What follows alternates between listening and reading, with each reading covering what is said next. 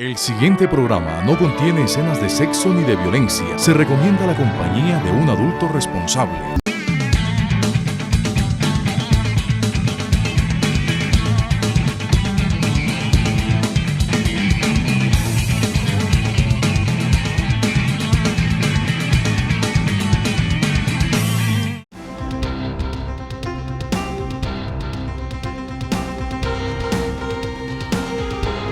Amigos televidentes, muy buenas noches. Bienvenidos a Congreso y Sociedad, el programa institucional de la Secretaría General del Senado de la República. Concluye un periodo constitucional del Congreso. Se inicia una nueva etapa política, una etapa crucial, el proceso de paz, las expectativas del país en torno a grandes reformas institucionales. Ese será hoy, en parte, nuestro tema. Estamos con el secretario general del Senado de la República, el doctor Gregorio El Haj Pacheco. Bienvenido a nuestro programa, a su programa, doctor Gregorio. Gracias, Néstor, muy complacido por poder asistir a este prestigioso programa, éxito que se debe a quien lo conduce y no a la dependencia que lo avala, y muy a la expectativa también de qué se viene para Colombia en el nuevo cuatrienio del Congreso de la República y del Presidente de la República. Segunda administración Santos, grandes expectativas en torno a un Congreso que se le ha denominado Congreso Constituyente, el Congreso de la Paz. ¿Qué cosa puede esperar, qué se puede esperar el país de este Congreso? El Congreso debe asumir, y pienso que los honorables congresistas de todos los partidos tienen la decisión y la vocación de responder con altura a las exigencias del momento. Este es un momento inédito en la historia reciente y remota de Colombia, un momento crítico porque se pueden definir muchos rumbos hacia el futuro cercano y no tan cercano, y porque encontramos una diversidad de planteamientos e inclusive aquellos que hagan en su momento quienes se reincorporen a la vida civil y cumplan a cabalidad con los requisitos que exige la jurisprudencia y la normativa vigente, de tal manera que es un escenario complejo, pero también esperanzador, porque sabemos y entendemos que nuestros congresistas son gente responsable, los partidos también lo son y van a sacar adelante las mejores iniciativas en procura del bien supremo de toda sociedad, que es el de aclimatar la paz.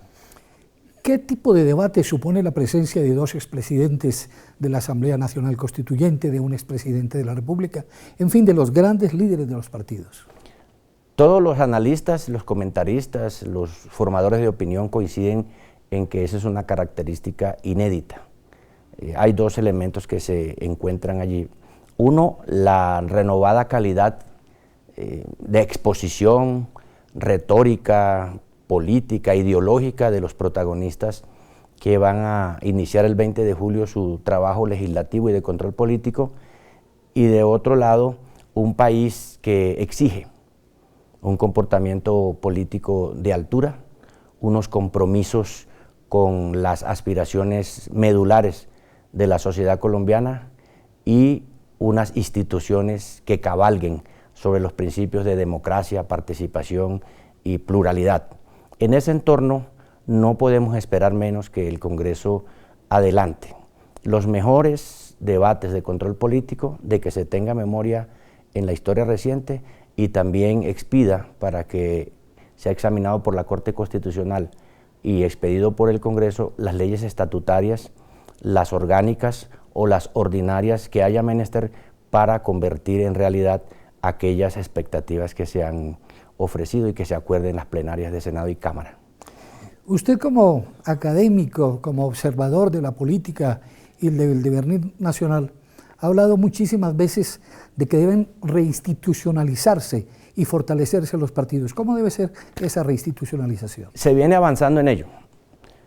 El propósito de la reforma constitucional, especialmente la del 2007, la del 2009 y aquella ley estatutaria que estableció lo de la ley de bancadas, apuntan a ese objetivo: darle a la sociedad colombiana, a nuestra democracia, los instrumentos elementales, básicos imprescindibles de una democracia seria y madura, los partidos políticos. De cualquier vertiente ideológica, mejor que haya muchas, sin limitación alguna para hacer sus planteamientos y tampoco para que lleguen a las cámaras legislativas o a las asambleas departamentales o a los consejos municipales o a las gobernaciones o a las alcaldías.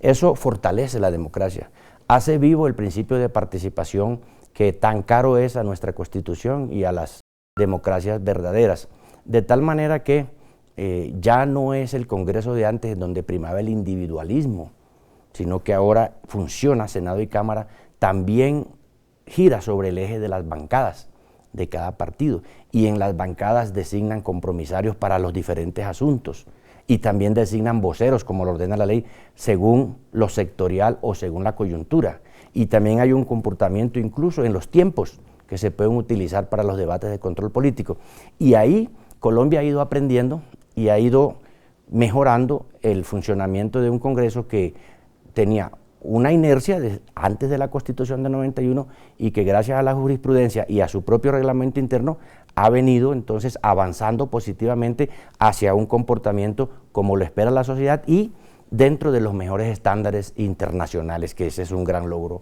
para el Congreso. El gobierno ha propuesto una reforma constitucional, eliminar la reelección. ¿Usted cómo ve ese proyecto? El tema es controversial. No es fácil porque a veces nosotros somos dados a pensar solo con base en la coyuntura, pero en principio yo puedo decir por mi formación y mi conocimiento universitario que la permanencia en los cargos de representación de la voluntad popular no es buena. O sea, sería bueno cuando hay un buen mandatario, eso es lo que se argumenta, o un buen congresista para que repita, pero en materia de algunos órganos del Estado, eso no es tan saludable, porque allí no están representando la voluntad del elector primario, del ciudadano de a pie, del colombiano de base, sino que están representando otras dimensiones de la composición institucional, legítima, eso sí, del Estado. Es el caso de las Cortes.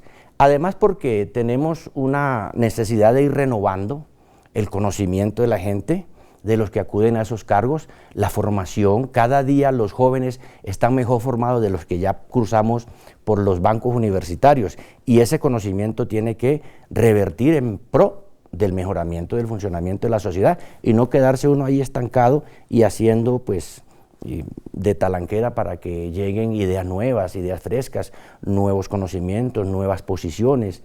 Eso es positivo. Como una y otra tienen de pro y de contra, hay que preferir aquella que señala el señor presidente, es mejor prohibirlas en aquellos cargos de la justicia especialmente y en aquellos cargos como la presidencia y la vicepresidencia de la República que tienen una incidencia muy profunda en el devenir de la sociedad. No así en los cargos de elección popular representativos colegiados, digo yo, congreso, asambleas, consejos, porque allí la dinámica es diferente y ahí la experiencia también se necesita para que el buen suceso de lo político. Por último, en este segmento, el retorno a la circunscripción regional de los senadores. Hay unas propuestas que están recogiendo ya lo que yo he venido llamando hace mucho tiempo el espacio regional. Nosotros tenemos un Senado, bueno, una Cámara que se elige por departamentos y hasta ahí llega su circunscripción y ese es el ámbito de su influencia electoral e institucional. Y un Senado que tiene una circunscripción nacional única, salvo pues los casos especiales de indígenas que se describen por circunscripción especial, pero la circunscripción de Senado actualmente es nacional.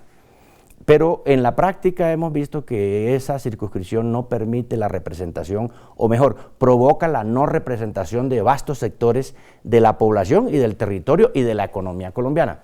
Entonces hay que buscar un término medio que podría ser, por ejemplo, que se regionalice una parte de la elección del Senado y otra más pequeña, digamos, el 70% se escoja por regiones, o sea, 2 o más departamentos, y el 30% a nivel nacional, de tal manera que ese 30% congregue allí los grandes líderes nacionales, los que verdaderamente tienen arraigo y acogida y apoyo en los 32 departamentos y en el distrito de Bogotá, para que haya coincidencia entre el origen de la votación, origen territorial y la circunscripción como figura jurídica, porque hoy día ningún congresista, ningún senador de la República, y los hay muy importantes, puede garantizar que tiene votación en todos los departamentos de Colombia, como presumía la Constitución cuando creó la figura de la circunscripción nacional.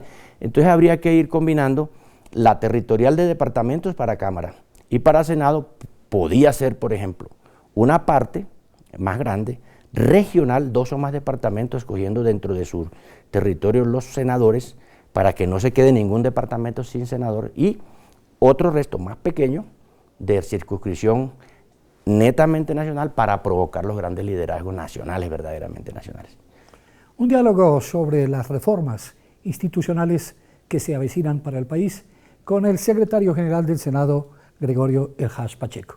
Vamos a algunos mensajes institucionales y ya regresamos aquí a Congreso y Sociedad.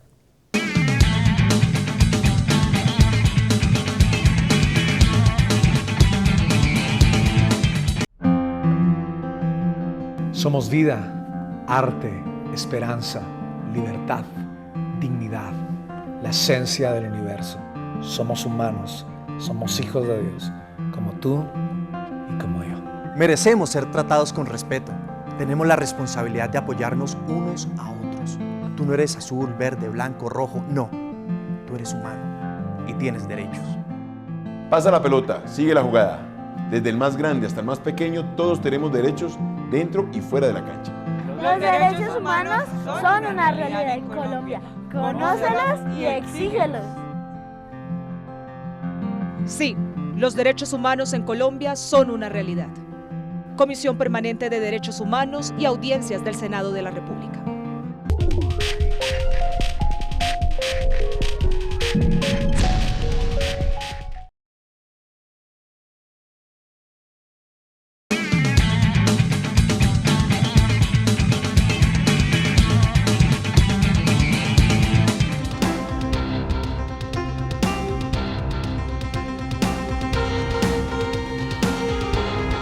De nuevo aquí en Congreso y Sociedad con el secretario general del Senado de la República, Gregorio El Hash Pacheco. Vamos a un aspecto más humano en esta entrevista. ¿Cuál es su historia, doctor Gregorio El Hash? Usted lleva 23 años al interior del Congreso de la República y 2 frente a la Secretaría. ¿Cómo se hace abogado? ¿Cuál es su origen? Se ha dicho que usted es un funcionario de circunscripción nacional. Sí, esa es una bondad de los amigos por resaltar que mi crianza, mi primera infancia, mi adolescencia y mi primera juventud, tuve el privilegio de transcurrirla en La Guajira, en San Juan del Cesar, donde yo me crié y de donde me considero yo originario, a pesar de que no nací allí físicamente. Nací en Fusa en el año 59. Por razones de trabajo de mi padre, la familia se estableció en San Juan del Cesar. Después, cuando ya teníamos como 17 años, en el caso mío, nos trasladamos a Popayán, toda la familia, porque mi mamá es de Popayán, mi familia materna es payanesa, y mi papá allá había estudiado su ingeniería civil y quiso mucho a la familia de mi madre y a la ciudad de Popayán, al punto que siempre dijo que cuando muriera quería reposar en el cementerio de Popayán, y ahí está el viejo, ahí lo tenemos. Entonces fue un choque cultural muy grande, muy casi brutal, venir uno de la canícula del Caribe a lo andino, con lluvia permanente, nos tocaba vestirnos con cuello de tortuga por el frío, guantes de lana, nos tocó trabajo adaptarnos, pero el cariño de la familia, la dedicación de mi madre, pues facilitó esa faceta dura. Ya terminé el bachillerato en un colegio público, después ingresé a estudiar ingeniería. No me gustó, quería ser ingeniero como mi papá. Después me pasé a historia, me gustó, pero no me satisfizo porque es una profesión muy mal pagada. Todavía es muy mal pagada la educación, la profesión docente es mal remunerada. Me presenté a Derecho, mejoré mi puntaje, quedé de primero y como se ha dicho, es cierto, el día que yo me senté por primera vez en el pupitre del Salón Camilo Torres, del claustro de Santo Domingo, donde funciona todavía la Facultad de Derecho de la Universidad del Cauca, sentí no sé qué tipo de energía, de envoltura que me fijó que eso era lo que yo Esa quería. era su verdadera vocación. Sí, como que sí. Y a partir de ahí hice mi carrera, terminé allá, me gradué, empecé a trabajar en el sector público.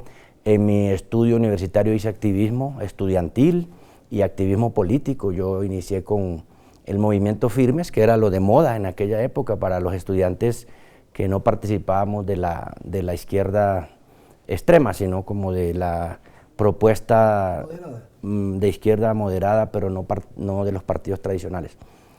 Después hicimos un movimiento con el nuevo liberalismo, sacamos a Galán, concejal de Popayán, y luego vino la elección de alcaldes, la primera elección de alcaldes en el año 88, la reforma fue la del 86, y incursionamos en una alianza un poco dispareja con el movimiento del Partido Liberal de la época del doctor Aurelio Iragorri.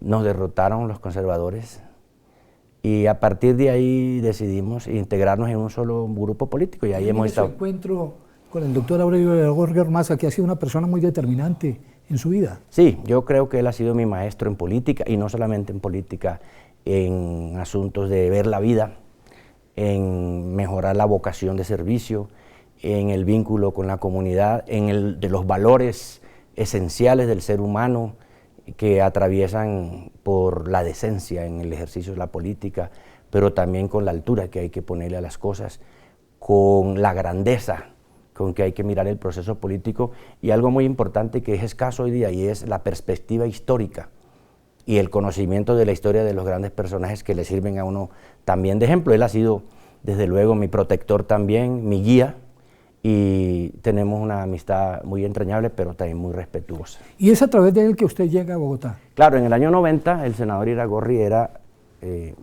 iba a ser elegido presidente del Senado y el Partido Liberal no tenía presidente. Entonces en esa época el presidente del Senado presidía el Partido Liberal.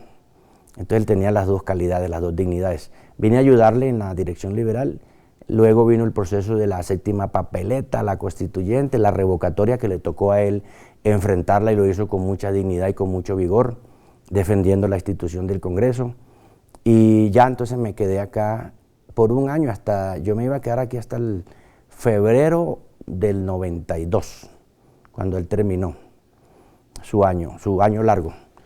Y cuando fui a despedirme ya, para volverme a Popayán, el presidente de entonces, Carlos Espinosa Facio Lince, con una generosidad también muy grande, un tipo muy inteligente, me pidió que lo acompañara en la gestión que yo hacía, que era la representación judicial del Senado ante el tribunal, que quedaba allí en la 14 con 8ª. Y eso se convirtió ya, gracias a ellos dos, en 23 años.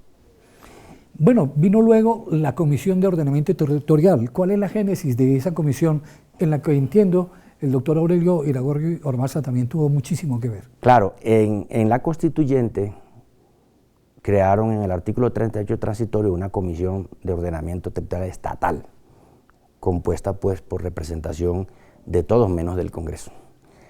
La dirigía el doctor Orlando Falsborda, una autoridad mundial en el tema, gran hombre. El Congreso consideró que no podía quedarse ajeno al tema y creó su propia Comisión de Ordenamiento Territorial mediante una proposición el 11 de febrero del 92, se aprobó.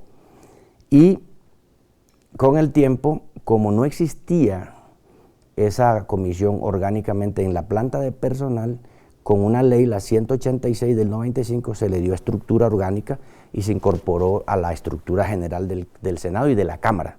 Ahí en Senado y ahí en Cámara. Y entonces, en principio, ejercí como secretario de la comisión mediante la figura del contrato y luego ya elegido en sucesivos periodos por los miembros de la comisión. La historia tiene que dar cuenta de que quien impulsó, se echó al hombro, luchó por sacar esa ley y todos los temas hasta el día de hoy de ordenamiento territorial y le dio categoría, le dio prestancia, le dio entidad política a ese tema y a la comisión fue el doctor Aurelio Iragorri. A usted se le reconoce hoy como uno de los mayores expertos en el tema del ordenamiento territorial, pero además como un defensor de la idea de que en algún momento Colombia tiene que ser un Estado regional.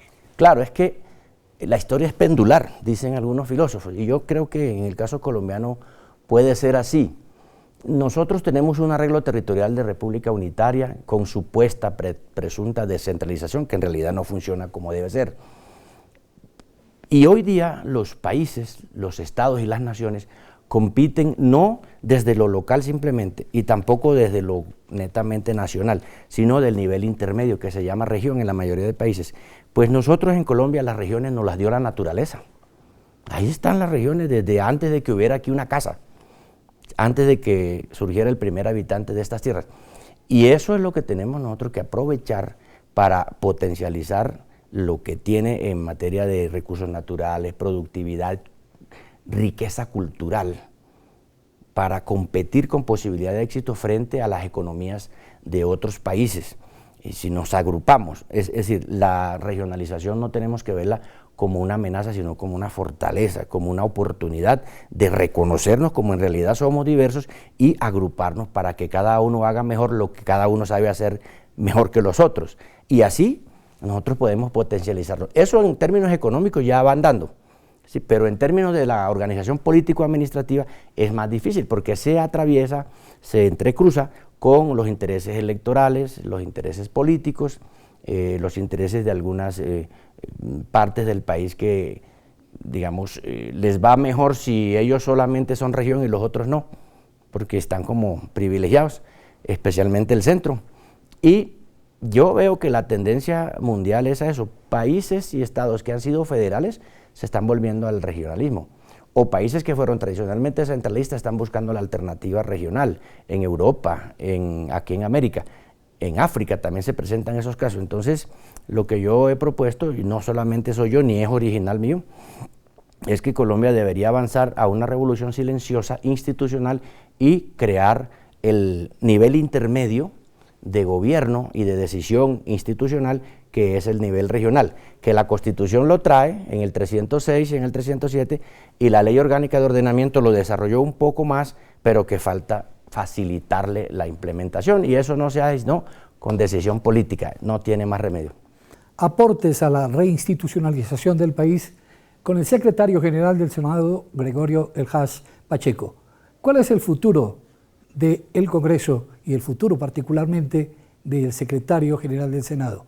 Vamos a unos mensajes institucionales y regresamos aquí a Congreso y Sociedad en unos instantes.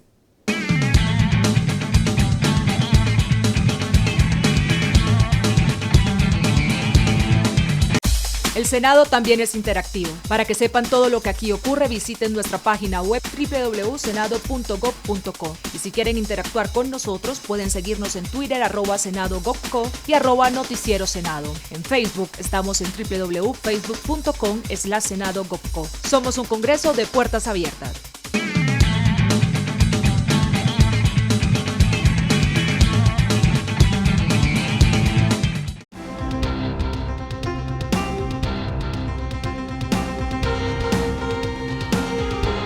Retornamos aquí a Congreso y Sociedad para concluir este diálogo amable con el secretario general del Senado de la República, Gregorio El Hash Pacheco. ¿Cuál es así sucintamente, doctor Gregorio El Hash, su balance después de 2 años frente a este potro cerrero de la Secretaría General? Es un balance satisfactorio. Bueno, yo traía una experiencia relativa y me quedó también relativamente fácil acoplarme a la nueva responsabilidad que es muy compleja. Creo que se ha mejorado mucho en el cuidado que hay que tenerle al trámite legislativo. La disminución de leyes afectadas por fallos de inconstitucionalidad de esa época hasta acá es muy inferior, pero muy inferior a lo que sucedía en otras épocas. Y eso habla bien de la tarea que hacen los congresistas en lo cuidadoso que son de no permitir que las leyes se afecten por procedimiento. Distinto es lo de contenido, que eso escapa a nuestro manejo. El funcionamiento de la plenaria, que a mí me corresponde, también se ha ido elevando en calidad, cada día mejor. Y eso permite mejorar tanto la posibilidad de que se intervenga, se aprovecha, se optimiza mejor los tiempos, como la calidad de los debates de control político que también se han incrementado gracias a una implementación de las mesas directivas que reúne a un vocero por cada partido, se asignan los temas y se hace el debate sin mayor traumatismo y genera las consecuencias comunitarias, sociales, políticas que se esperan del respectivo debate. Y el funcionamiento de la corporación, tanto en la parte administrativa se ha mejorado bastante, hemos logrado hacer austeridad. Por ejemplo, el Centro de Altos Estudios Legislativos no gasta un solo peso y presenta la mejor imagen del Congreso. De ese punto quería hablarle. Usted, como académico que ha sido durante tantos años, tuvo siempre un sueño, y es crear un centro de formación al interior del Congreso. Lo ha logrado finalmente con la colaboración de la Escuela Superior de Administración Pública y de Colciencias. Ese centro se llama el Centro de Altos Estudios Legislativos CAEL. Ahora, precisamente, este jueves, tiene una gran presencia en las previas de la instalación del Congreso. Cuéntenos de ese evento y del CAEL. El CAEL es un experimento, no es una oficina, una dependencia, no es una burocracia, no consume contratos, nada. Es un programa. Es una actividad que nosotros llamamos de experiencia y en la que nos congregamos con la academia y las altas cortes para adelantar actividades de tipo académico e intelectual que se necesitan, que sean pertinentes con el Congreso. Una de ellas, ya hemos hecho varias, es la que viene el jueves, que coincide con la jornada de inducción que la ley obliga a que la ESAP haga a quienes han sido elegidos popularmente antes de posesionarse. Viene el doctor Rodríguez Zapatero, que fue jefe de gobierno de España. Viene el presidente de la Comisión de Asuntos Latinos del Senado norteamericano. Viene el director general del Instituto Smithsoniano de Estados Unidos, con sede en Washington. Y van a participar muy connotados juristas colombianos sobre temas relativos a la realidad mundial, latinoamericana y del Congreso de la República, en una intención de elevar el nivel de las discusiones precisamente para poder responder con altura a las exigencias de la coyuntura y del contexto nacional e internacional. Pero con esto inauguramos otra época. La inducción que llama la ley 617 no puede ser la repartición de unas cartillitas y un discurso allí para descretar calentanos, con todo respeto digo, sino un asunto de fondo. Y en esto la ESAP se la ha jugado a fondo con el Senado, y lo mismo Colciencias, y nos han apoyado en eso, y nosotros no manejamos un solo peso, pero somos los beneficiarios de estas actividades. De otra parte, usted ha sido un beligerante defensor del Congreso. Por esta época se habla mucho de la disputa de las oficinas y demás. ¿El Congreso tiene las sedes adecuadas para la magnitud que tiene hoy en día? No la tiene, ni nunca la ha tenido. Esto es un contrasentido. Es absurdo que en un espacio de 24 metros cuadrados, que es como el tamaño de una habitación de una casa, pongámosle 30, quepan 10 funcionarios, que es lo que compone una UTL por orden de la ley quinta, y más el congresista, y la privacidad donde queda, y la comodidad donde queda.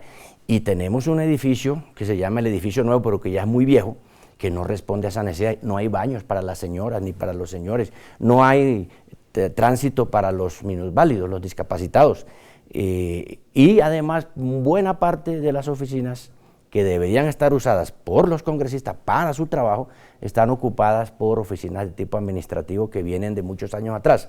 Pero además, con el tiempo, ya en estos 21 años de Constitución, 22 años de ley quinta, se han ido creando nuevas dependencias, nuevas comisiones que también requieren y exigen espacios, de tal manera que cada vez se ha reducido más el espacio disponible para los congresistas y desde luego, y yo comparto ese reclamo y esa preocupación de ellos, se ven más prácticamente hacinados. Es que hay que ver cómo mete un congresista en un mismo espacio 10 funcionarios, que es lo que la ley le asigna, más él, y los pupitres, y los computadores.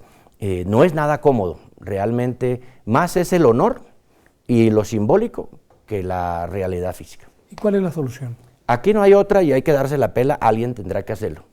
La terminación del proyecto, es que esto eran 2 torres, hace 25 años, cuando se inauguró en gobierno del doctor Turbay Ayala, y nunca terminaron la segunda torre, entonces toca es andar haciendo remiendos, poniendo paredes falsas para separar un espacio del otro, para poder meter unos allá y otros acá, cuando la solución tiene que ser de fondo, como se ha hecho con los ministerios de vivienda, por ejemplo, como se hizo con el Ministerio de Cultura, que han costado la millonada que han costado, porque eso es lo que se requiere, pero el Congreso no, parecería que es malo, que aquí se va a dilapidar.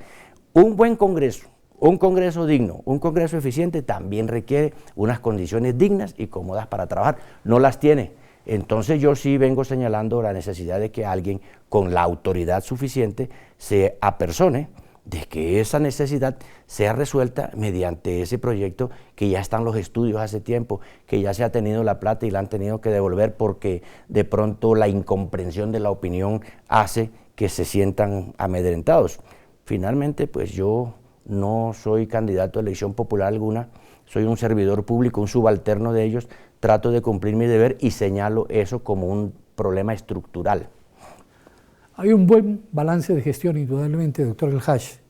¿Usted aspira a ser reelegido en el cargo? Sí, desde luego, porque tengo una vocación de servicio, porque hay muchas cosas que se han iniciado, como el tema del CAEL, por ejemplo, como la expectativa de las reformas constitucionales, y quiero poner a prueba mi capacidad de trabajo y mi formación académica e intelectual al servicio del Senado, del Congreso y en general de la sociedad colombiana. Mi vocación es la academia, no la elección, y creo que allí puedo encontrar, si los congresistas tienen la voluntad y la generosidad de ayudarme y de apoyarme, de seguir tratando de acertar en lo que haga gracias al mandato que yo me entregue.